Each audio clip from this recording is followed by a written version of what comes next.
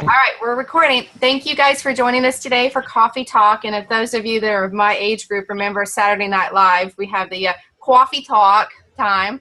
And no wigs, no butter, no Barbara Streisand, unfortunately. So it's just us girls. And have Sarah joining us, and we have Dawn joining us. And they are amazing senior rubies who have had exceptional success in their customer base as well as growing their teams. And that's something I'd like for us all to focus on is not just team growth, but also getting those preferred customers, keeping those preferred customers. And a lot of people, first question they ask when they start with Plexus is, how do we get our customers? What do we do? So I would like to give you guys the opportunity to hear from these two ladies on what they have done. And if you girls would mind, would you share what your average PV looks like? Because I think that just speaks volumes about your success. So Dawn, do you need to go first? Do you have a sleepy baby, or does it matter to you guys? She's sleeping, so I think it's okay either way. It doesn't matter. We'll just go for it then, Dawn. Okay, what is the first question you want answered? Well, first I want to introduce you as you are our introvert in our group. So. Yep. Because I wanted to focus on two different personality types. Dawn is more of the introvert. Yes. Not the... She doesn't have a nickname, Sassy. Right, exactly. That would be Sarah. Yeah. Sarah's nickname is Sassy. So that kind of tells you we have two different personality types here. So I'd like for Dawn to share her perspective on how she approaches people. What methods does she use? Does she do face-to-face, phone calls, texting, messaging? What do you say when you approach someone? And then also if you would share what your average PV looks like. Okay, I will do that. I'll just start with my average PV. That usually runs between anywhere from $1,500 to about $2,000 a month, depending. It kind of fluctuates up and down monthly. So that's about where it runs. I've had several of my customers have been with me almost since the beginning. And I've been doing Plexus for about 18 or 19 months. And so they've been there since, well, some have been there almost since the beginning. As far as how I get customers, I would say the main way for me is social media. I do a lot on Facebook. I do a lot of cold contacting. If I see something that I feel like somebody might benefit from Plexus, I do a lot of cold contacting. I do some text messaging. If people, I know that they are big text messengers, I do email. Those are the main ways that I do it. I'm not as good like cold talking to someone if they mention it. That isn't as easy for me. For me, it's easier to write my words than to say it on the spur of the moment. So for me, that's how I do and have gotten most of my customer base. So yeah, I think that kind of answers your questions. It does. Now, can you go a little bit further into explaining your cold call messaging? Cold contacting? Yeah. What I do is I have a huge amount of friends on Facebook, probably, I don't know, 1,100, 1,200 friends on Facebook. What I do is each day I go through and look for, I look through my friends, and for people that I know, I don't, friend people that I don't really know. And I friend requests, but you have to watch that. You can't friend request a whole bunch of people in a day or you'll get flagged by Facebook. But I do try friend like anywhere from 3 to 5 new people a day. And then what I do is I kind of troll, I guess, Facebook and things like that. I don't know how better to say it. She's a creeper. I am. I'm one of those creepers. But I watch their pages, and if they're mentioning something that I feel like Facebook, that I feel like Plexus could help them with, I just send them a little message and ask them a little bit more about what they're dealing with. And I don't bring up Plexus right away. A lot of them know I already do Plexus, but I do try reach out to them and ask them how long it's been going on. sorry, somebody's at my house, and what they're doing as far as like if they're taking any medications for it, if they feel like it's helping, and surprisingly, at first when I did that, it made me very nervous. But what I found is that people are very responsive to somebody caring about them. They are. And so I come at it from the side of caring for them. And I've had people really, really like that. And they're some of my best people now because I took the time to reach out and say, I have something that might help you. Eventually I say that. And would they be interested in trying it? So that's what I do. I do that a lot. That's probably how I've gotten a good chunk of my customers is by cold contact and ambassadors. Actually, a lot of them have flipped to ambassador. Just taking time to read, hey, I noticed you're battling this. Are you doing okay? How are your medications going? Things like that. So, yeah, that's my way of doing it. Well, I like how you start off with showing them that you care first. You don't immediately say, hey, have you tried Plexus for that? You immediately start asking them, how are things going with it? What are you doing about that? How can I, pray for you? How can I help you? Those things. And then you start bringing up Plexus. So I like that, how you show the caring first, that relationship first. I think we lost her. There. Hey, Dawn. We lost you. We lost your audio. Nope, she's gone. Well, let me talk until we can figure out how we can get her back, because I want to kind of build on what Dawn said, because here she thinks, we're so different about being introverts or whatever, but how we're the same is that we're both yellow personalities. I don't know how many of you all have looked into the 4 colors of MLMs. And I think that there are really 4 distinct ways to really reach out to people. One can come from the way that you are, with John and I both being yellow. Yellow means that you kind of relate to someone on a personal, caring level, and you're nurturers and you want to help people. And it's that helping mentality that makes you yellow. But looks like she's going to come off and try to come back on. But that doesn't necessarily have to be an introvert versus an extrovert thing. I feel as if I am an extroverted introvert. I've always been like one of these quiet, shy people who kind of, seriously, you might not believe it now, but I used to be one of these people who just was a wallflower who would sit in a corner and kind of observe the room before I engaged myself. And I still feel like that's kind of how I approach life. I'm kind of an extroverted introvert. Once I'm comfortable in a situation, I get a little sassy and a little bit, more extroverted, and my personality comes out. And I really don't have a problem talking to people in a room or a crowd or whatever. But if you put me on a stage, that's me. Those 4 personalities, 4 color personalities, really can guide how you approach people. Like what Dawn was saying, if you become friends with a new person and you're trolling their page to see, what kind of things they've got going on in their lives, you can tell how they're engaging with their friends and how they're posting on Facebook. And sometimes people don't always portray their true selves on Facebook anyways, but I think you can kind of get an idea of how introspective a person is or how caring a person is.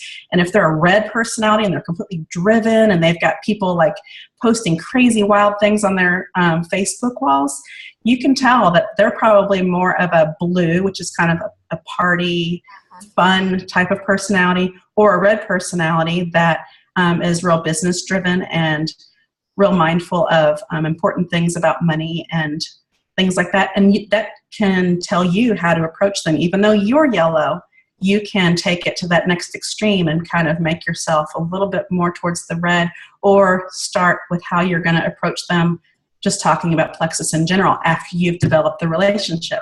And I think that is like one of the most important parts about getting new customers. I haven't gotten into telling you, about my personal PV yet, but I've been in Plexus a little over 2.5 years, and my PV is consistently anywhere between, it's never really gone below 2,000. And it's usually between 2,000 and 3,000 In the beginning, when I first started, it was over 4. But, as I've flipped customers and things, and I think part of that comes from exactly what Dawn says. You reach out to people on a personal level. You're not just being a salesperson. You're not just posting all about Plexus, all over, puking Plexus all over your personal wall and not making it personal. If you're just copying and pasting a testimonial and you're not telling a story about that testimonial, such as if you're going to share something that Jennifer posted on her wall, you're going to want to, some people like or dislike being tagged in things, but you can tag somebody and say, this is my friend Jennifer, she's on my team, and her story has just touched my heart so much about how her life has changed since she began Plexus. That draws people in because you have a relationship with Jennifer and you're sharing that, with your friends. So when you're copying and pasting, that's not getting people's attention so much as if you're sharing either your own personal journey or the journey of somebody or even if you don't know them, relate to them. Do a little intro about what their story meant to you. And obviously, you're going to know your friend or your customer base. I've had incredible luck with my customer group. And I think the key to having a customer group that is successful is consistency. Like if you think people aren't watching and you decide that I'm just going to stop posting in my customer group and, make it all about my wall. And you do this little flip-flop, okay, this week I think I'm getting attention in my customer group. Now I'm going to post 2 or 3 times a day. It's consistent. People are watching you, and human nature is saying that they're going to be watching you to fail. I mean, that's a horrible thing to think about, that someone's waiting for you to fail, but they are. They're waiting for you to say, this hasn't worked for me, I'm giving up, and I'm going to go do something else. Because everybody wants, help in their lives with whatever it is that you're noticing they need help with, whether it be their health, their energy, their finances, whatever it is. They're looking for an answer, and they want to see something personal and someone reaching out, on a personal basis. From a friend standpoint, they're not just going to react to advertisements on their Facebook wall. So as personal as you can make your customer group, inserting a little bit of your personality too, sharing your personal journey or a picture. Like I thought the Pink Drink Fridays were a fabulous tool because it kind of let people see your personality. You hold up your cup, and if you're just going, make the face, or, whatever it is, hold your baby and, cuddle your baby up by your face, with whatever it is that makes you, make your business about you, and that draws people to you. So I think consistency and making it personal, sharing things. One other thing that, and I'm pretty much, we'll stop talking, sorry. Your customer base, and that maybe Uncle Tom has issues with his blood sugar. Maybe you want to go purposely find some testimonies that relate to Uncle Bob and put those in your group so that you're directing it specifically at somebody. That's making it purposeful with intent. And those posts, it was interesting yesterday. I posted something really simple about, oh my gosh, I'm trying to think of what it was. I think it was just about the X factor and about the energy. And I got 2 new customers yesterday from it. I mean, seriously, I've been doing this for 2.5 years, and 2 people pop out of the woodwork and say, I've been watching you for a long time. And I got 2 new customers. I'm getting a new one today. Last month, I got 9 new customers. I couldn't believe it. That's a huge, huge month. This month, maybe just the 3, who knows? But they come in little chunks, and you never know when people are going to be watching. So consistency is, I think, the number one important thing, making it personal and being consistent. I agree, Sarah. I think consistency is key. They are looking for you to miss a day. They're looking for you to miss 2 days because then it shows it's not real. They're skeptics. They're waiting to see if this is the real deal because there's so many options out there that aren't the real deal, and they're waiting to see if we're one of those. So I think that's important. And I do target posts too. If I have someone that I'm really trying to capture their attention, I will target posts that are about what they're dealing with. And I almost wonder if they know because it's sometimes pretty obvious. That's okay, because you're not mentioning them. That's but right. You're Not posting calling them something out. very intentional. I'm not saying, hey, you Right. miserable, grumpy person, you need some accelerator. But, question for you, Sarah, is your customer group. Because we've all heard there are two methods on this. Some people love customer groups on Facebook. Some people would rather put everything on their personal wall. I personally hybrid. I do both. Mm-hmm. And my reason for it is when I first started, my husband and I started the group together. He put his friends in it. I put my friends in it. And I've gained some of his friends as customers that I wasn't friends with. So it worked out. But how do you know who to add to your group, your customer group? How do you approach them? Or do they just ask you, or do you ask them? Okay, so here's my philosophy on customer groups and why I think it's worked for me. And it goes along with what Don was saying too. You're adding people as friends or whatever all the time. There's some people that you may meet at Target, Kroger, whatever it takes, that you're like, I don't know if I want to be friends with them, but I really do think that they could use, Plexus. So the reason why I have kept my customer group this long and keep posting in it consistently, like 3 or 4 times a day, every single day for 2.5 years, is because those people that I have met out and about that I have not friended, or that if I meet and say, hey, if you've got someone that, someone at the gym last week was talking about her husband and his pot belly and how he does, he just drinks Diet Cokes all day and blah, blah, blah, blah. I'm like, here's the link to my customer group. It's on my card. Add him to the group if you're on Facebook. You don't have to be my friend, because some people are very phobic about their friend list and what they're sharing with their friends. They may not want to be friends with you, even though you're friend requesting them. That may not be their comfort zone. So if you give them this idea of a closed group that they can join and look around, and I keep my testimonies in my pinned post, the comments of my pinned post of my group, and they are no longer compliant. Do not share them, but I have not deleted them. But they're sitting there, and I say, if you'd like to hear my story, if you'd like to read my story or share, with somebody, my testimony of how Plexus has helped me are in the comments of that pinned post. Please go read it when you first join the group. And if you think there's anybody that you think Plexus could help, there's a little button to the side where you can type in their name and add them to the group. And that's what I think the benefit of a closed group is for some people that from both sides, from being an ambassador side, standpoint, I share a lot about my family, and I've kind of gotten past the scary part of, oh my gosh, do I want to share pictures of my children, and what's going on and where they're going and what we're doing with everybody that I've friended over the past, Facebook years that we've been on Facebook, or, I've had to pass that. But some people aren't willing on that customer side to be your friend because they don't want to be from Jacob. So. Oh, sorry, I turned the mic off. Sorry.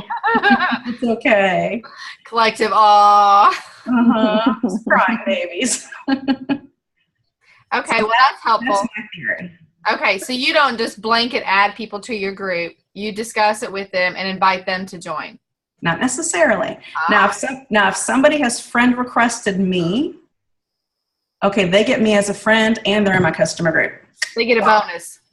When I press accept friend, I go add to my group. Sorry, that's what you requested. You got me and Plexus. And there's some people that are still on that chicken list, and you become friends with them, and you're like, do I add them to the customer group? Am I gonna offend them? Well, I think that if you wait to add them to the group later, I think they're going to say, well, what did she see that she thought that I needed Plexus? So that's why I just dump them in immediately, because it's just a response. It's not because I saw that, Jennifer, I think that you might need Plexus. I'm going to add you to my group. And that might be offensive to some, and it's not something that's coming from a place of caring. It's not coming from a place of, them needing it. But that's my philosophy. Okay. So if they friend request you, you immediately add them to your customer group. Mm-hmm. And you and Dawn both troll. You send cold messages? I do send cold messages. But again, from Dawn's standpoint, it's never about Plexus. Right.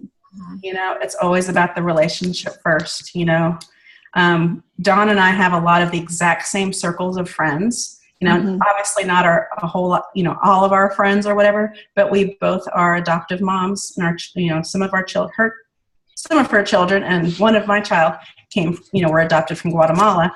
And so we've got a huge group of mutual friends, and they're all very skeptical. We've got tons of skeptics, out there, and a lot of people that have, hopped on our team that are Guat moms or whatever.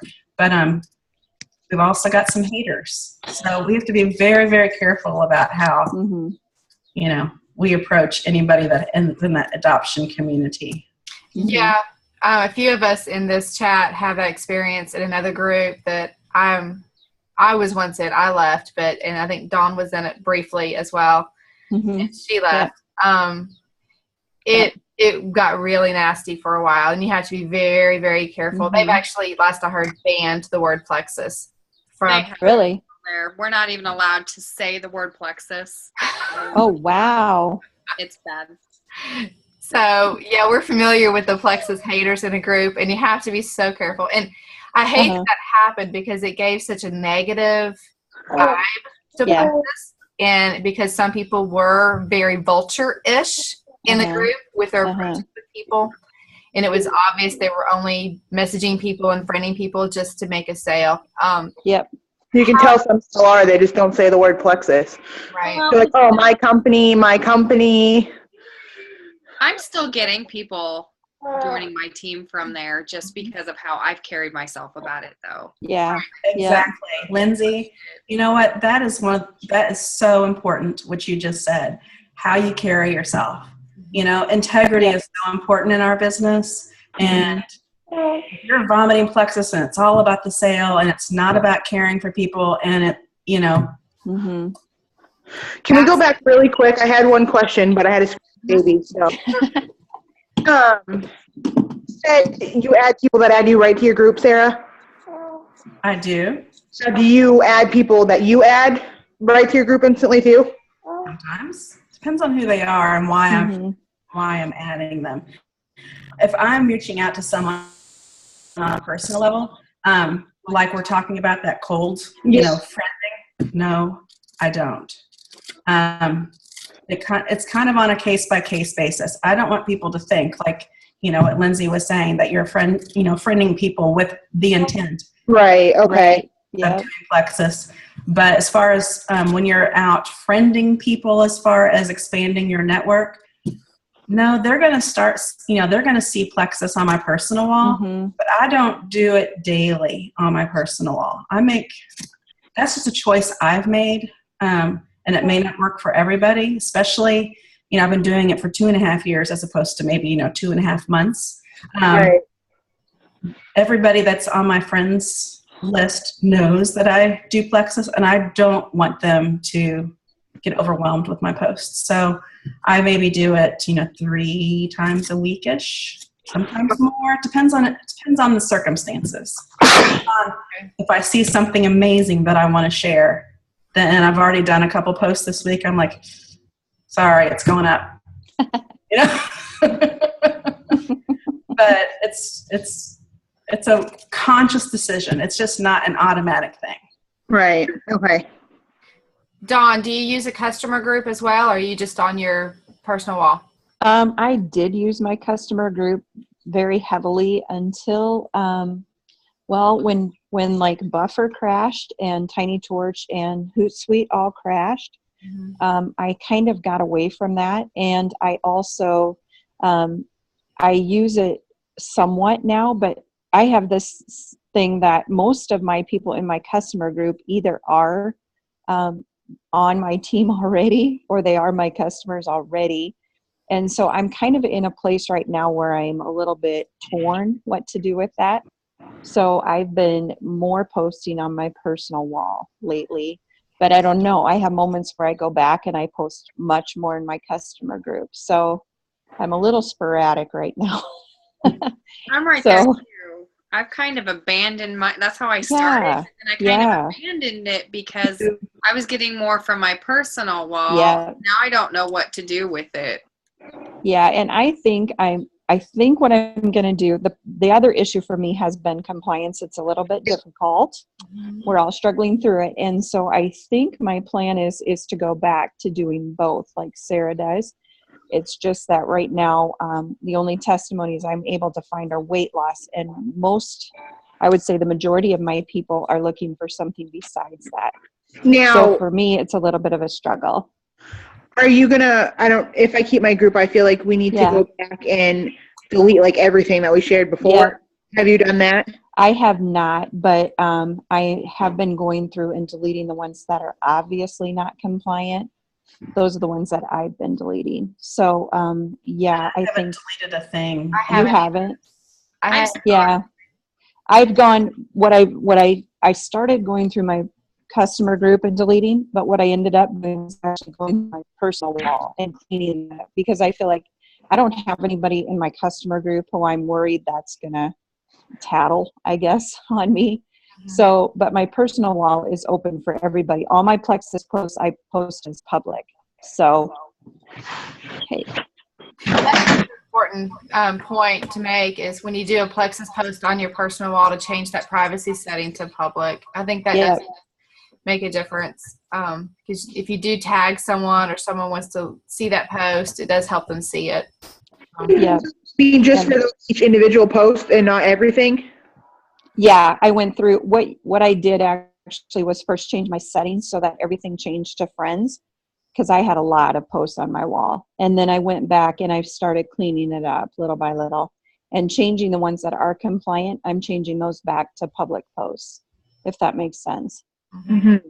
Yeah. So there's a lot, and I don't want to get flagged by Plexus. It's important to me to be compliant. Yes. It's terribly important because I think it hurts our business and our company as a whole when we don't want to, be compliant. So to me, it's a huge deal, and I feel like it's important. So that's why I've been cleaning it up. It is important. Extremely important. Because it doesn't just hurt me, it hurts everybody. So, yeah. And one other thing, I know this isn't part of your coffee talk topic today, but that I think is important, especially going forward with less and less compliant posts available for us to use, is when we duplicate. I think it's really important that we don't duplicate. Like if Dawn posts a post at 9 a.m. and Jennifer sees it at 9:30 and posts it on her wall, and then Tanner sees it at 9:45 and posts it on her wall, our posts are going to get looking a little bit spammy. That's part of the reason why I say make your posts intentional and not just go out and duplicate the first post that you see. Right. Go out and duplicate your leaders and how they're doing their business, but don't necessarily duplicate their posts and right away. Right. I save them. I'll click and save the post, and I'll post it a different day, maybe even a different week. I might wait a while. Perfect. Let that one run its course, and then I'll do one. I think you said it, Sarah, and learning her, in that when, especially scrolling through the testimony pages, don't just pick the first testimony posted on the page because everyone's doing that. I think you said to go further down in the pages and find something that's not as recent. Exactly. Thank you, Tanner, for watching that video. Tell me that you got something out of it. That's what makes it all worthwhile. Yeah, that's right. And I wanted to say, too, another thing that's terribly important, especially with all the compliance stuff coming down, is to maybe daily at least post a little bit about something, how Plexus in your life. Say, I raked the leaves, whatever, today. I'm so thankful for my energy. Make it real to you, because people like that. They like to watch.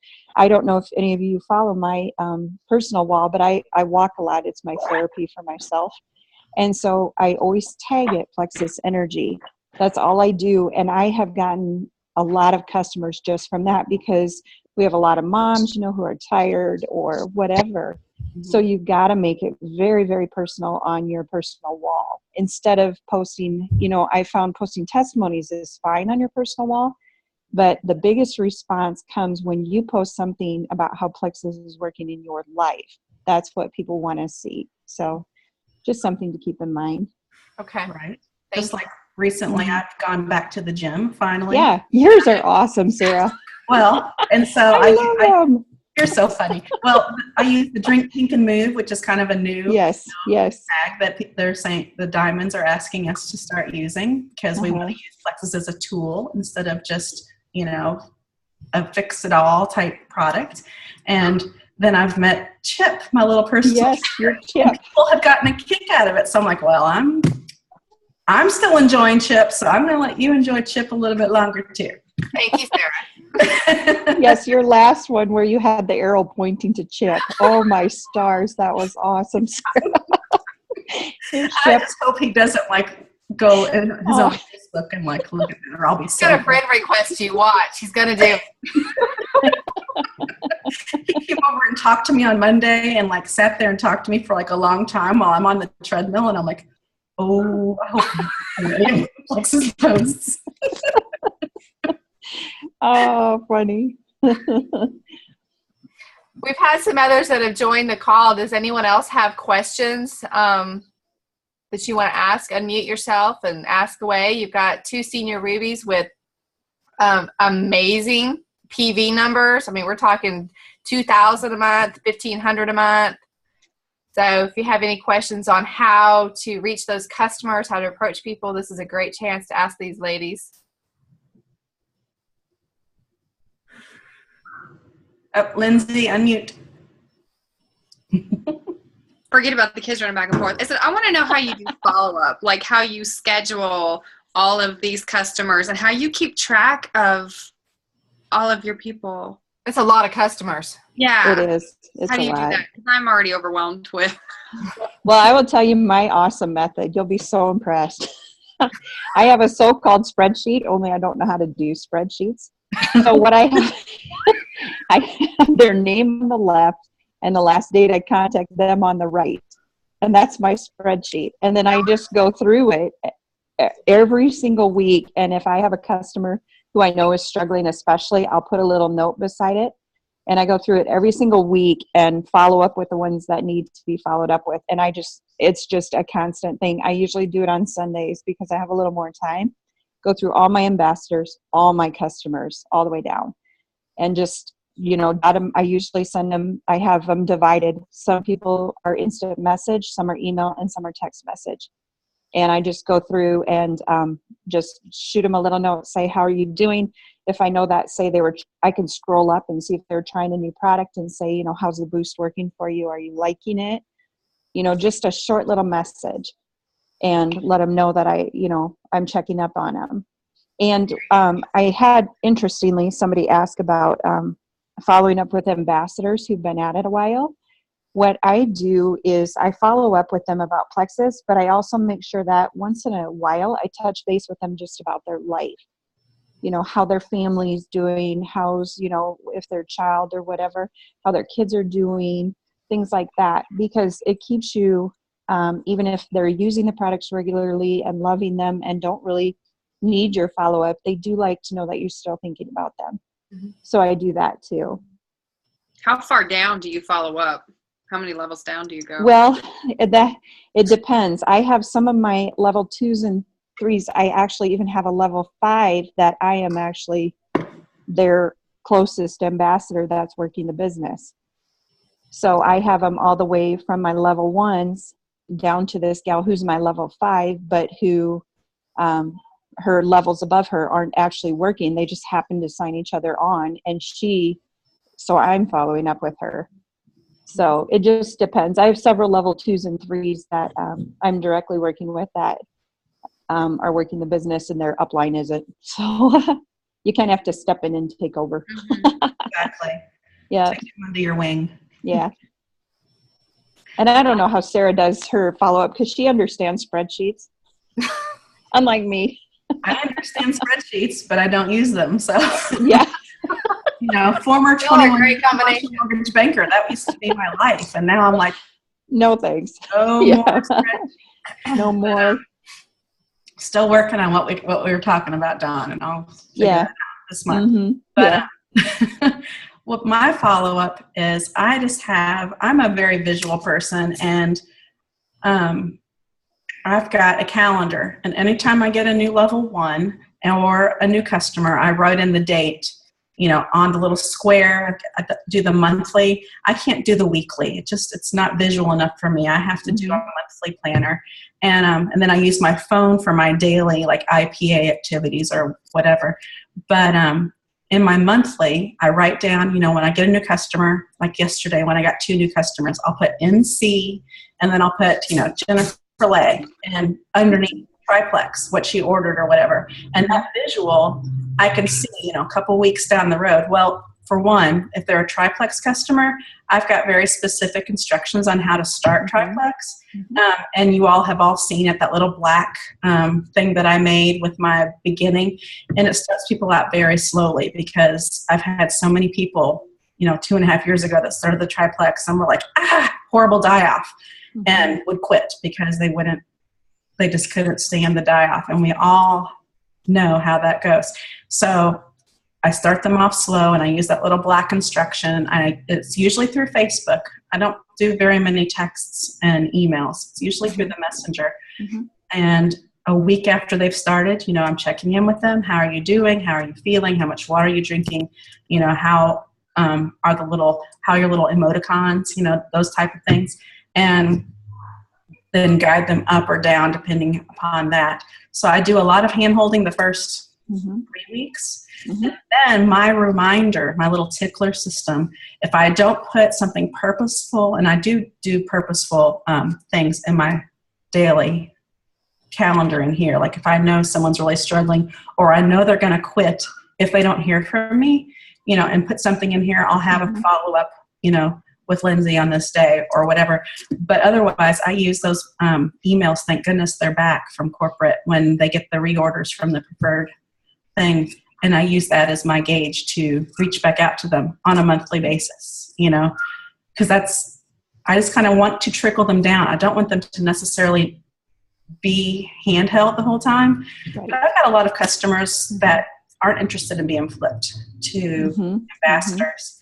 Like Dawn said, I've got a lot of old customers that have been doing it for a long time that feel the benefits and are going to do this for life as a customer. Right. Right. Yep. And they don't want to be bothered every month. So, right. And you kind of get an idea when you reach out to them, whether they're annoyed or appreciative of being reached out to. So, very good. Anyone else have any questions while you've got them here?